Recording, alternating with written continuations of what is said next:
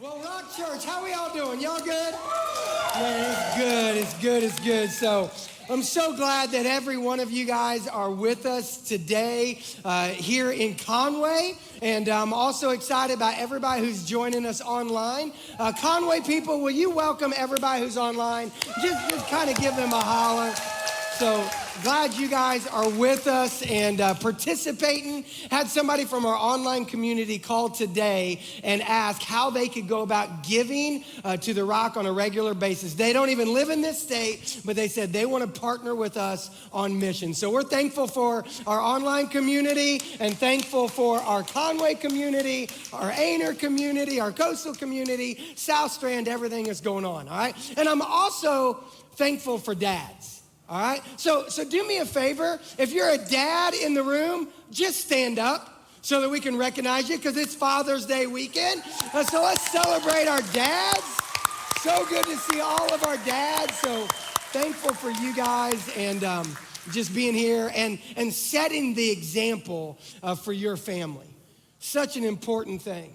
That dads, when you set an example by making Jesus first in your life, when you set an example by making church a priority in your life, it truly does ripple, not just in your family, but in generations, all right? So dads, we want to continue to encourage you to do that. And I'm excited about today. We're going to dive right back in to this series that we've called The Quest. And we played a little game earlier, and that game was all about seeing clearly. It was a game about seeing clearly and then speaking courageously once you felt like you knew the answer. And I want you to see how that pairs into this whole series. See, in week 1 of the quest, we said that we're on a quest to follow Jesus. That week 1 was all about what does it look like just to simply follow Jesus? And then from there, we hit it last week. We said, if we follow Jesus, then we should do what he says. That if we follow Jesus, then we should simply do what he says. And this week, I want us to understand that if we follow Jesus and do what he says, then it'll help you to see clearly. Like if you want to see clearly, if you want to see things as if they truly are, then follow Jesus and do what he says because he'll help you see things clearly. And I believe we struggle with this. Dads, we struggle with this a lot. Many dads have said, man, I can't find blank, to which our wives usually within about 5 seconds says, it's right there in front of you. Dads, am I right on that one? Like we're not great at always seeing things clearly, but it can go worse than that. Like we don't always see life clearly, and I don't just mean dads. I mean people. We don't always see life clearly. We don't see ourselves clearly. We don't see our purpose clearly. We don't see Jesus clearly. There's a lot of things that we don't have clarity on when it comes to what we actually even see. Helen Keller once said, what is worse than being born blind is being born with sight, yet with no vision. And I think some of us are there, that yes, we can physically see, but we don't have a clear view of what life is really supposed to be about. We don't have a clear view of who we are as teenagers, as who we are as young adults, as who we are as men, as who we are as women, as who we are as husbands, as who we are as fathers, who we are as mothers, who we are as wives. We don't have a clear view. So, well, how can we get clarity? How can we see clear? Follow Jesus and do what he says. And last week we looked at a story where a guy started to understand Jesus, but he didn't do what Jesus said, and it brought some difficulties into his life. Today I want us to look at a guy who heard what Jesus said, and he just did it. And when he did what Jesus said, he saw clearly. It's a story that we find in the Gospel of John, or sometimes we call this the biography that John wrote about Jesus. And this is a book that we have held today that was written thousands of years ago, but it's never been proven wrong. It still holds true. And there's a story in it that John wrote that he experienced in Jesus' life. And so here's what it is. It'll be on the screen behind us, but it says this in John chapter 9, verse 1 through 7. In John 9, verse 1 through 7, it reads like this. It says, as Jesus was walking along, he saw a man who had been blind from birth. A rabbi, which means teacher. A rabbi, his disciples asked him, why was this man born blind? Was it because of his own sins or his parents' sins? It's not because of his sins or his parents' sins, Jesus answered. This happened so that the power of God could be seen in him. Then he spit on the ground, made mud with his saliva, and spread the mud over the blind man's eyes. He told him, go wash yourself in the pool of Siloam. Siloam means sent. And so the man went, he washed, and he came back seeing. Glory. Let me dig into this just a little bit. Like, I want you to understand that what's really happening in the story. That Jesus and his disciples are just walking down the road, and as they're walking down the road, his disciples notice a blind man off to the side, and they ask Jesus, is this guy blind because of his own sin or the sin of his parents? Which I find an interesting situation already. Like, think about it. Here's a guy born blind, minding his own business, and some guys come by and start talking about him. Like that's a little weird just in itself. And then what they say about him is he blind because he's a sinner, or is he blind because of his parents' sin? And they probably asked that because back in that culture, people held the belief that your personal suffering was a result of personal sin. That you would have personal suffering in your life because of the sin that you had personally done, or somebody in your family lineage had personally done. Now, when we hear that, we think, well, that sounds crazy. It sounds crazy to say that someone would suffer because of, like that they would be blind because of their sin. Yet if we're honest, we really still believe the same things. I mean, how many times have maybe you said, or a friend has said this, that, man, is this suffering, is this situation that I'm in my life, is it because God is mad at me about something? Is God punishing me with cancer? Is God punishing me with this source of suffering? Like we don't say it in the same way they did a couple thousand years ago, but I think we still kind of say it. All right, and let's make sure this isn't a sermon about that. That's really a sermon for a different day. But let's at least answer the question real quick. That suffering is not a direct result of personal sin. Now, let me explain what I mean there. There's consequences of sin. Like you go out and go drunk driving and wreck a car and get injured. That is a consequence of sin. But God won't make you run into the tree as a form of punishment. You see what I'm getting at? That if you get cancer, it's not because you have sin in your life. It's because sin came in the world thousands of years ago and affected this world. But you don't get cancer today because I made a bad decision yesterday. And we know that's true because of what Jesus said in the text. He said it's not a result of his sin or his parents' sin. It's for the power of God. It's to display my power. That God, what Jesus was saying is, I'm going to use the suffering of this man to show the power that I have. And so I wonder what was going on in the guy's mind. Because again, his eyes didn't work, but his ears did. So I wonder if he could actually hear what was going on. He's like, man, why are they talking about me? Why is he saying that? And then here's the very next thing he hears. Right? Like that's gross. Let's just admit it. Imagine if you're blind, you hear people talking about you, and the very next thing you hear is somebody hawking up a loogie. And then spitting. And then you maybe hear the noise of some dirt and some saliva kind of being rubbed together. And then maybe you hear, like, because his ears work, right? And he's sitting there, he doesn't know what's going on. And then the next thing you know, he feels somebody in his presence wiping something on his eyes. How many of y'all would have started swinging? Right? You know what I'm saying? Like if I'm that guy right there in that moment, I'm like, man, get off me. What are you doing? You know what I mean? I'd be freaking out. I'd be going, stop. I'd be wiping my eyes like, what are you doing? We don't have that recorded in Scripture. What we see is it happens, and then immediately Jesus just says to him, now go and wash your eyes in the pool of Siloam.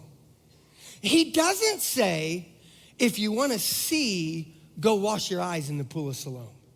He doesn't say, if you want to be healed, go to the pool of Siloam and wash your face.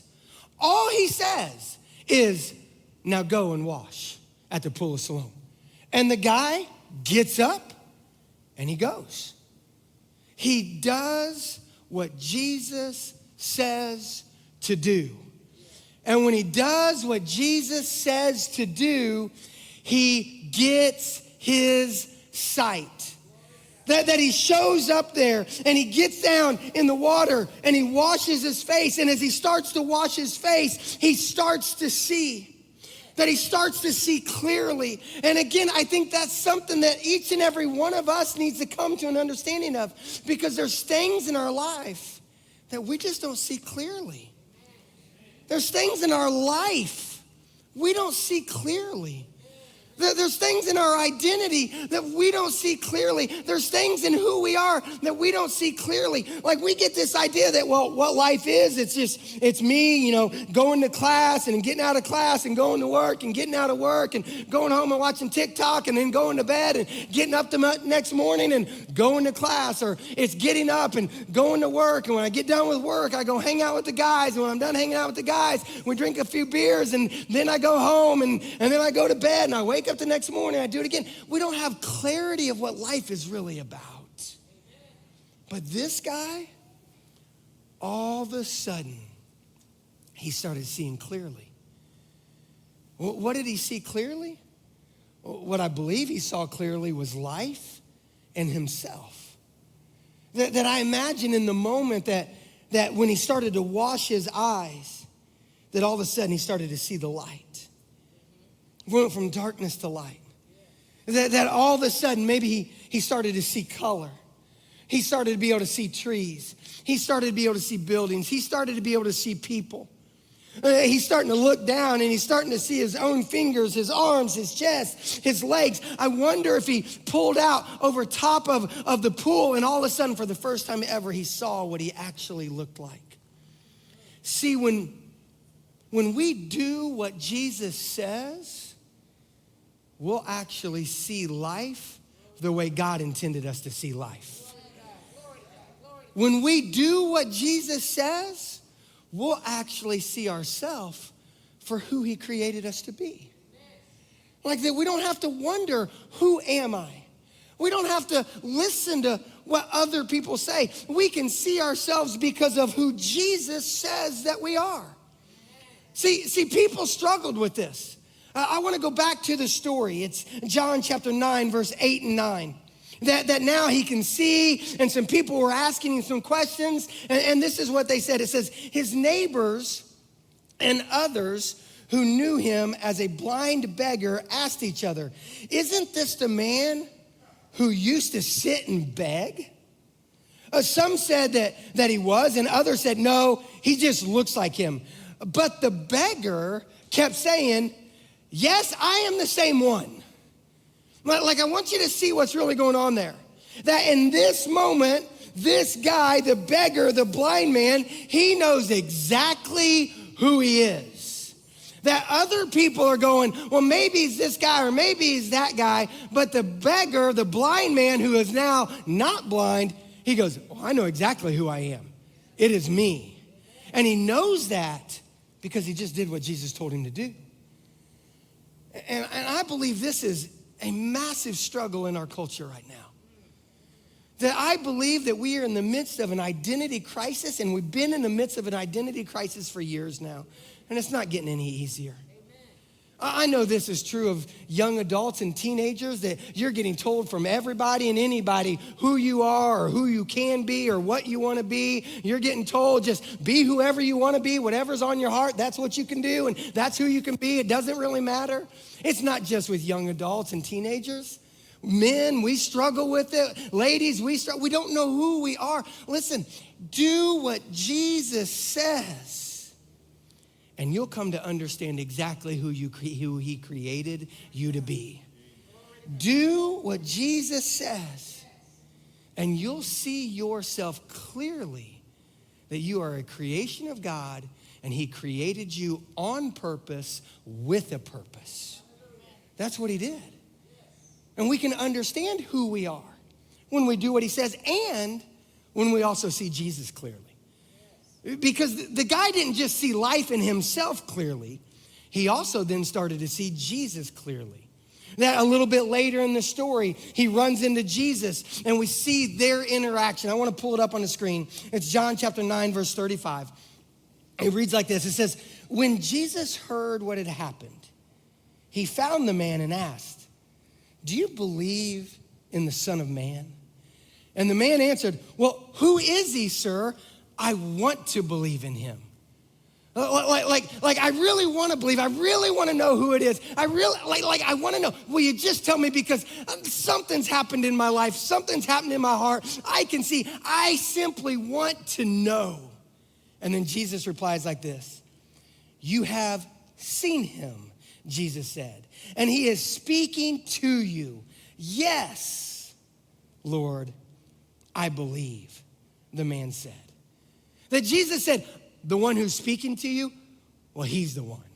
So then the guy goes, yes, then I believe, I get it. Because I couldn't see who he was earlier because remember, he was blind. And now he's seeing, he's like, yep, I get it. I'm all in. And then notice the last words. And he worshiped Jesus. That because he saw Jesus clearly, he could then turn and worship him. That he said, I fully believe, I understand who you are, and I just want to worship you because now I see you clearly. And when you do what Jesus says, then what will happen is you'll come to understand who you are. You'll see yourself clearly, and you'll see him clearly.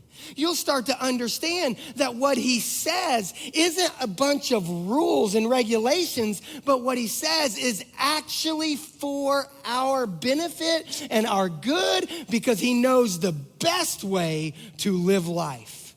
He knows the best way to enjoy life. He knows the best way to give him glory. So if we simply follow him and do what he says, we'll see clearly. But it'll go on one step further than that.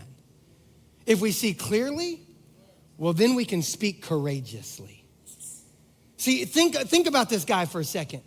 That he started to speak courageously. He started to voice his opinion. And oftentimes as people, we love to voice our opinion. We love to speak courageously about different things. We love to speak courageously about our sports teams. We love to speak courageously about our political affiliations. We love to speak courageously about things that are going on in our life, or about the restaurants we love, or about things we believe. How about we actually start speaking courageously about the Jesus we see clearly? What would life look like what would life look like is, let me just say this to the men for a second. Because men, like we're really good about talking about our tools and our vehicles and our sports teams, right? Like we love to do that. What would it look like as men if we started being known for how we speak about Jesus? That people said, man, that guy's just always talking about Jesus. Not in a freakish, corny, like lunatic way, but in a real way that another guy, that a coworker, that your kids could go, now that makes sense. What would it look like if as young adults we said, man, I'm gonna be known for the way I speak about Jesus? Well, what would you think about as a teenager if you were known in your high school for the way that you speak about Jesus? See, this guy, that's what he was known for after that. And he gives us a pattern that is really simple. Like really simple, because see, I know a lot of times that we won't speak because we don't really know what to say. This guy gives us a great pattern right away. That he speaks about Jesus, he speaks courageously through his personal testimony, by making an ask, and by pointing to the evidence. Like in the story, he got healed. He could see. And then once he could see, some people got mad because he was healed on a religious day. And they're like, you're not supposed to get healed on this day. So they put him on trial in front of the religious leaders. All right, and so that's where we'll pick up the story, because that's where he shares his testimony. It's John chapter 9, verse 24.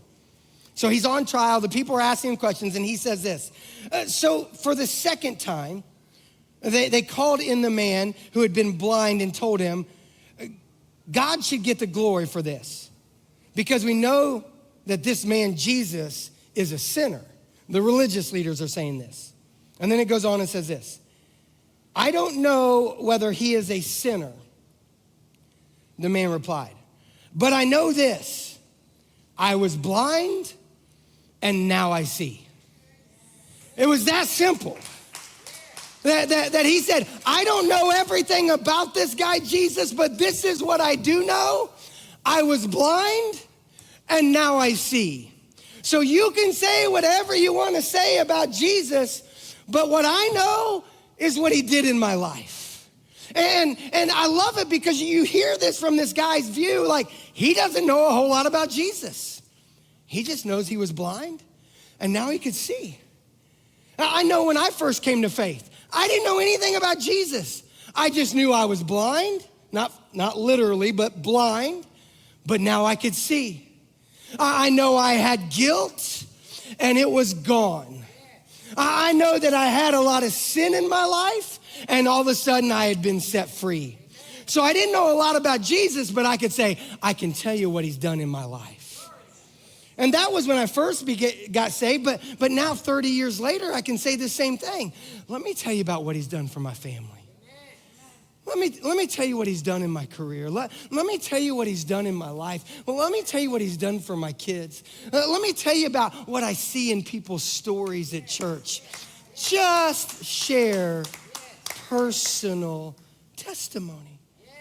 And then once you share your personal testimony, make an ask. See, we don't make an ask. We don't invite somebody, dude, just come to church with me and experience it for yourself. Or we don't say, will you just maybe put your trust in Jesus right now? And we don't make a personal ask. And I think oftentimes we don't. It's because we're afraid on how they will reply. And as I was preparing for this message, I couldn't help but think, would I rather somebody say no to me or say, I don't know and I didn't know later on? You see what I'm getting at there? Like, to say no to me means they got to at least ask the question. If later on in life, maybe they're in front of Jesus and they go, I didn't know. Well, that's on me. That's on us. Then we got to be willing to share. And this guy did that. Look at the next verse. It's John chapter 9, verse 24. It says, but what did he do? They asked. How did he heal you? Look, the man exclaimed, I told you once. Didn't you listen? Why do you want to hear it again? Do you want to become his disciples too? Like, I know there's a lot of sarcasm in there, but in that moment, what he's doing is he's making the ask. And then he's backing it up with evidence. Look at the next verse. It's verse 29. It says this. We know God, this is the religious leader speaking, we know God spoke to Moses, but we don't even know where this man comes from. Why, that's very strange, the man replied. He healed my eyes, yet you don't know where he comes from. Like, can you see the evidence? This guy spoke courageously. That he said, I gotta let these guys know what is going on. What would it look like if as men, as women, as teenagers, as young adults, if we said, you know what, I'm gonna start sharing my personal testimony. I'm gonna ask people a question of whether they're willing to respond to Jesus. I'm gonna point people to the evidence. I have to do it because there's a fire in my bones that I gotta let out, like Jeremiah the prophet said. Will we respond like the apostles did when they were on trial and they said, judge for yourself whether it's right to obey you rather than God. But as for us, we can't help but talk about what we've seen and what we've heard. So here's what we need to do as we go into a time of response. We just need to make it real simple. Let's follow Jesus by doing what he says so that we can see clearly. And then when we see clearly, let's speak about it courageously. Let's do that as we go into a time of response. You know, when I think about those two ideas, seeing clearly and speaking courageously, I know there's a lot of people in this room that have had that moment. That have had that moment where their eyes were open, that they were able to see that their lives changed forever, and all of a sudden, you were able to see clearly. You were able to see the vision for your life. You were able to see what God's purpose for you was. You were able to see how God designed you to live in this world to glorify him. And then once you see that, there is the challenge to speak courageously. And I was sitting over there and I was just thinking about, like, what does this really mean for us? What does that mean for us today? What do I need to say from this stage? But then I kind of realized the whole idea of speaking courageously is everyone in this room taking their story and sharing it with the world. It's not about necessarily what I can say, but it's about what you can say. Because there are people in your life. There might be neighbors, family members, classmates, coworkers, where they need to hear your story. They need you to speak courageously. They need to hear you speak before they ever hear me speak or Fink speak. Because they need to see that someone in their life has had this change.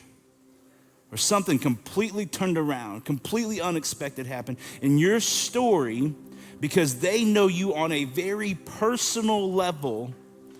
They know what's been going on in your life. They know your blind spots. They might just need you to say, hey, this is what's going on. This is what's happened. This is how my life has changed. And that could be the door opening for them to see clearly as well.